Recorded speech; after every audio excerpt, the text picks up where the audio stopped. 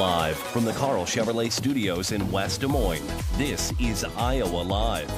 It's called the Best Musical of All Time. Winner of 9 Tony Awards, Book of Mormons has arrived at Stephen Auditorium in Ames. But today is your last chance to see it. You can grab your tickets now at center.iastate.edu. Welcome back to Iowa Live, everybody. Oh, it is time to talk food. And you know, if we're talking food, Whitney Hemmer from Fareway Meat and Grocery is going to be joining us in the kitchen. Great to see you again. Thank you. We are getting ready for Cinco Yes. de Mayo next week, and how appropriate with what we're creating today. Yes, and I have such a soft spot for Cinco de Mayo. It's my son's birthday. Oh, what's his name? Mason. Happy birthday, Mason. So ever since then, I've had a very big soft spot for the 5th of May. So we are celebrating today with some steak fajita cups. Okay. So what's great about this is if you are having any kind of party or people over, it's very individual, grab and go kind of for a fajita, which is usually kind of a high maintenance dish to feed people. Build everything around. Yeah.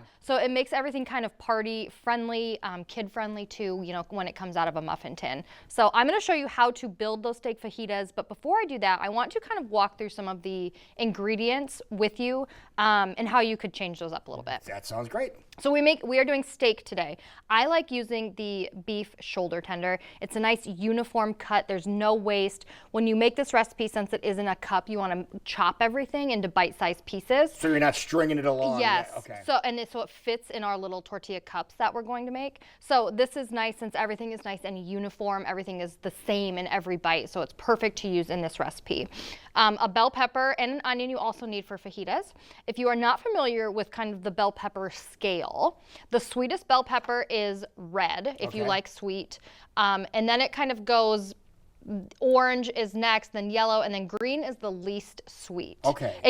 The green can be a touch more bitter if your palate is really sensitive to that. So just something to keep in mind. I actually find yellow to be the most mild, I think. All right, so I didn't realize it was so red sweet, and then it just gradually goes down to orange, yellow, and then the standard, the green is the standard. Yes, and I should have put these in a different order so the color went in order. It kind of starts as green, goes yellow, orange, red. Okay, then we'll just switch it around. Kind of like in that. our There you scale. go. So depending what you're looking for there. So if I really want to sneak in bell peppers like for my kids, I will try to use yellow because it doesn't have that bitter and it doesn't have that sweet. It's very neutral flavor. So just if you've ever kind of wondered the difference in the bell peppers, usually the green is a better price point, easier to find, but it can have just a little bit of bitter to it if you're not used to that.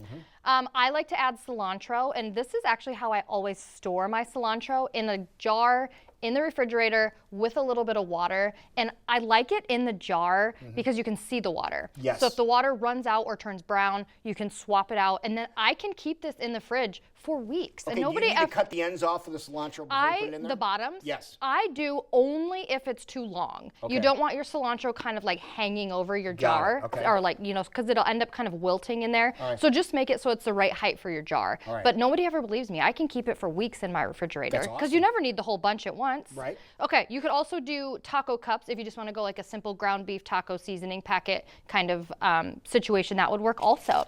But let's make some fajita cups. Some fajita cups. Okay, you need some street taco shells. Which are the little ones? The little ones, like 4.5 inches. The flour street tacos. Corn will not work for this. Okay. You need flour. They're a lot more pliable. You need just a standard muffin tin. And these are just the absolute perfect size. And don't feel like you need to be you know, gentle with these. Even if you rip the tortilla, you can kind of pinch it back together. Okay. They're very pliable. So all you need to do is stick these in here. I made my little cups ahead of time, and then I filled it later, but you could do this all at the same time. Here, I'll just make 2. And another cheat I really did for today. Sure. I bought the fajita mix from the meat counter. Oh my God, that's right, they do have that available. But what you have to do to it is you have to cook it, and then you need to chop it. Okay. You need to make they're bigger chunks. They're much bigger chunks. So I went total cheat here, and I just bought the steak fajita mix. If you're making, excuse me, if you're having a party and you're really, you know, not trying to have it be overly difficult, you could do the chicken or the steak. Again, cook it and then chop it smaller, just so it fits. See, just a little tip from your Aunt Whitney over here, huh? And always, if you're looking to stretch things, things. You can always add beans, refried beans. You could throw like corn in here if you wanted. Sometimes it's nice when you're feeding a group to kind of think of ways that you can stretch it for not a lot of money. Okay, and you also, you know, one of the things you want to make sure that you realize that if you want to shop online, you can have all this like already picked out for you too. Yes, so this is Fareway.com. Once you find the recipe, you see that little red rectangle there. It says shop ingredients. Yes. You'll be kind of bumped over to our online shopping site. Right. And all the items are right there for you to click, add to basket. You're done. You can have it ready in your online order, so you don't even have to think about it. So you just swing by and pick it up, and it's done. It's perfect. Yeah. So always look for that on the recipes. That shop ingredients, and you can go right over, add it to your cart, so you can pick it up, and you don't have, like I said, you don't even have to think about it. All right, here we go. These are the Fajita Cups. Yes. And how long do you have to cook these? These are going to go in the oven 425. Just keep an eye on the tortillas. You're looking for crispy and brown. I would say keep an eye on them starting in about 10 minutes. This is awesome. Thank you so much for all your Thank you. tips. And again, thanks for watching, everybody.